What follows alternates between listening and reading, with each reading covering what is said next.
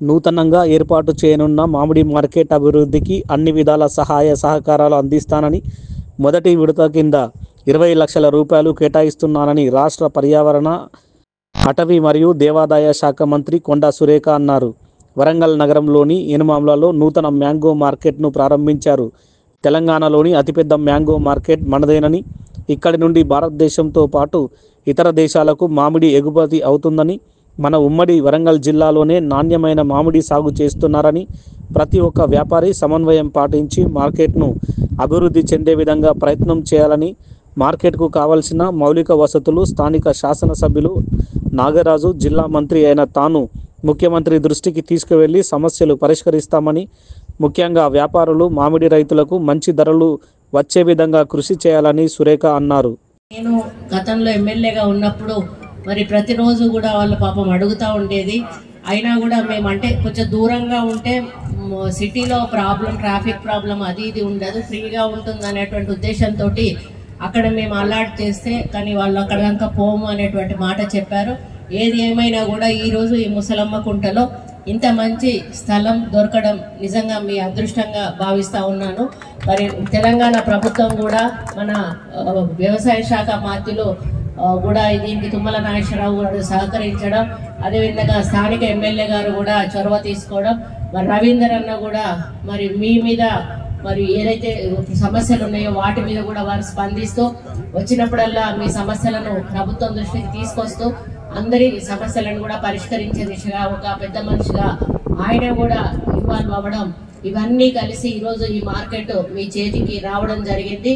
మరి ఓన్లీ ఈరోజు మీకు ఒక స్ట్రక్చర్ మాత్రం ఉంది అంతే, జస్ట్ ల్యాండ్ గోడ అట్లా ఉండి ఈ లోపల అమ్ముకునే అవకాశం ఉంది. కానీ దీంట్లో ఇంకా చాలా డెవలప్మెంట్స్ జరగాల్సిన అవసరం ఉంది. ఇక్కడికి వస్తూ ఉంటే దారి కూడా చూశాను, ఆ దారి కూడా చాలా దారుణంగా ఉంది. మరి అది కూడా పరిశీలించాల్సిన అవసరం ఎంతైనా ఉంది. అదేవిధంగా లోపల ఇక్కడ పనిచేసేటప్పుడు మినిమం ఇన్ఫ్రాస్ట్రక్చర్ అయితే ఇప్పుడు డెవలప్ చేసుకోవాల్సిన అవసరం ఉంది. మహిళలు, కూలీలు వాళ్ళు వస్తారు, అలా కాసేపు అలసిపోయినప్పుడు కనీసం ఇట్లా ఒక గురుకు తీద్దామన్నా కూడా ఒక చెట్టు కూడా లేదు. అంటే అటువంటి పరిస్థితుల్లో ఇప్పుడు వరకు మినిమం తను నాగరాజు అన్న ఒక 10 లక్షలు ఇచ్చారు, నేను కూడా ఒక 20 lakhs నేను ఇవ్వడం జరుగుతుంది. కలెక్టర్ గారు ఏవైతే ఎమర్జెన్సీ ఉన్నాయో వాటిని వెంటనే టేకప్ చేసి మరి మళ్ళీ ప్లేస్ కూడా చూసుకోండి, అడ్డదిడ్డంగా కట్టి మార్కెట్ డిస్టర్బ్ చేయకుండా మరి ఒక పద్ధతి ప్రకారంగా కన్స్ట్రక్షన్స్ మొదలే ఒక ప్లాన్ వేసి ఆ ప్లాన్ ప్రకారం ఒక్కొక్కటిగా కట్టుకుంటూ పోతే బాగుంటుంది అనేది నా యొక్క అభిప్రాయం. నేను ఇప్పుడే వస్తూ చూసిన రోడ్డును కూడా కలెక్టర్ గారిని అడిగితే అది కార్పొరేషన్ లిమిట్స్ లోకి వస్తుందని అన్నారు. ఇప్పుడే కార్పొరేషన్ లో మేము బడ్జెట్ ఆమోదించడానికి వెళ్తున్నాము, అందులో తప్పకుండా దీన్ని ప్రతిపాదన కూడా పెట్టడం జరుగుతుంది.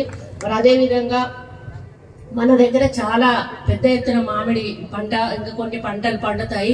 అవి ఇక్కడ పండినప్పుడు బయట నుంచి వచ్చిన వ్యాపారస్తులు కొనే వాళ్ళు ఎవరైతే ఉన్నారో వాళ్లకు ఇబ్బందే, మన వాళ్లకు ఇబ్బందే. అటువంటి సమయంలో మన వాళ్ళు వేరే ప్రాంతాలకు వెళ్ళి అమ్మేటువంటి పరిస్థితి ఉండేది.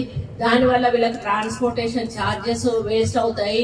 మరి అక్కడ దాకా పోయినాక గిట్టుబాటు ధర వస్తుండొచ్చు, రాకపోతుండొచ్చు. మరి ఇది ఇట్లా మార్కెట్ ఉన్నట్టయితే బయట నుండి కూడా వ్యాపారస్తులు అక్కడ పండిన పంటను వాళ్ళు తీసుకొచ్చి ఇక్కడ అమ్ముకోవచ్చు. అంటే ఇక్కడ కొన్ని మన దగ్గర పండని ఫ్రూట్స్ ఏవైతే ఉన్నాయో మన వాళ్ళు మరి అక్కడి నుంచి వచ్చిన వాళ్ళు మన దగ్గర ఇక్కడ పండినటువంటి ఫ్రూట్స్ ని తీసుకొని పోవచ్చు. మరి వరంగల్ నిజంగా ఎక్కువ పంటనిచ్చేటువంటి జిల్లాగా మనకు తెలుసు. మరి ఇక్కడ ఫ్రూట్ మ్యాంగో మార్కెట్ అంటే చాలా ఫేమస్. కాబట్టి ఈసారి నుండి మనకు పెద్ద ఎత్తున ఇక్కడికి వ్యాపారస్తులు బయట నుంచి తరలి వచ్చినప్పుడు ఈ యొక్క బిజినెస్ ట్రాన్సాక్షన్స్ ఎక్కువ అవ్వడం వలన మనకు రెవెన్యూ కూడా, ఇన్కమ్ కూడా మరి జనరేట్ అయ్యేటువంటి ఛాన్సెస్ ఉంటాయి. ఈ విధంగా మనం తెలంగాణ రాష్ట్రంలోనే అతిపెద్ద మార్కెట్ గా ఇది ఉంది కాబట్టి మరి దీన్ని మనం మంచిగా నడుపుకొని మంచిగా మీరందరూ కూడా మంచి లాభాలతో ముందుకెళ్లాలని కూడా కోరుకుంటూ, మరి ఎవరైతే కార్మికులు ఉన్నారో కార్మికుల యొక్క అవసరాల మీద కూడా ప్రత్యేక దృష్టి చూపించాల్సిన అవసరం ఉన్నది. వాళ్ళకి ఏది అవసరం ఉందో అది వెంటనే ఏర్పాటు చేయాల్సిన అవసరం కూడా మరి ఇక్కడ ఉన్నటువంటి పెద్దలకు ఉంది. మరి అదేవిధంగా సాంబయ్య గారు, మీరు మీ పనుల సంబంధించినటువంటి అందరినీ కూడా కలుపుకొని అందరూ కూడా మరి అన్న తమ్ముళ్ళలాగా మరి వ్యాపారంలో కొంచెం పోటీలు ఉంటాయి. ఆ విధంగా పోకుండా స్నేహ భావంలో మీరు వెళ్ళండి. మరి మన మార్కెట్కు మంచి పేరు తీసుకురండి. మరి ఈ మార్కెట్కు ఒక మంచి పేరు కూడా అన్న ఏదో ఒకటి ప్రపోజ్ చేస్తే బాగుంటుంది. మనం ఏదో ఒకటి ఆలోచించి ఈ పళ్ళ మార్కెట్కు ఒక మంచి పేరు పెట్టే కార్యక్రమం కూడా కలెక్టర్ గారు చేద్దాము. అదేవిధంగా ఇప్పుడు ఆర్గానిక్ అంటే ఇప్పుడు కలెక్టర్ గారు కూడా ఇప్పుడు వాట్సాప్ గ్రూప్ పెట్టి ఆర్గానిక్ ఫ్రూట్స్ ఎట్లా తీసుకురావాలనేది కూడా వారు గైడ్ చేస్తున్నారు అనడం అనేది అది చాలా మంచి శుభపరిణామం.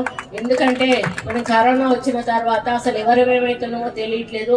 నిలబడి అలాగే కుప్పగూలి చనిపోతున్నటువంటి పరిస్థితులు ఈ రోజు ఉన్నాయి. దానికి తోడు మనం తింటున్న ఆహారంతో వస్తున్నటువంటి మరికొంత ఇన్ఫెక్షన్స్ ద్వారా కూడా ఈరోజు మనకు మన ఆరోగ్యాలు చెడిపోతా ఉన్నాయి. మరి ఎరువులు తగ్గించి న్యాచురల్ గా పంటను పండించే కార్యక్రమం చేస్తే బాగుంటుంది అనేది నా యొక్క అభిప్రాయం. ఆ విధంగా ముందుకు పోయినప్పుడు మనకు చిన్న చిన్న పిల్లలు కూడా తింటారు. మన బాడీ తట్టుకున్నా కూడా పిల్లలు అటువంటి వాళ్ళకు చిన్నప్పటి నుంచే వాళ్ళకి ఇటువంటి ఆహారం పెట్టినప్పుడు వాళ్ళకు కొంచెం ఆరోగ్యం దెబ్బతినేటువంటి అవకాశం ఉంటుంది. కాబట్టి ఇవన్నీ కూడా ఆలోచించుకొని లాభాలను దృష్టిలో పెట్టుకోకుండా ఆరోగ్యాలను కూడా దృష్టిలో పెట్టుకొని రైతులు పంటలు పండిస్తే బాగుంటుంది అనేది నా యొక్క అభిప్రాయం.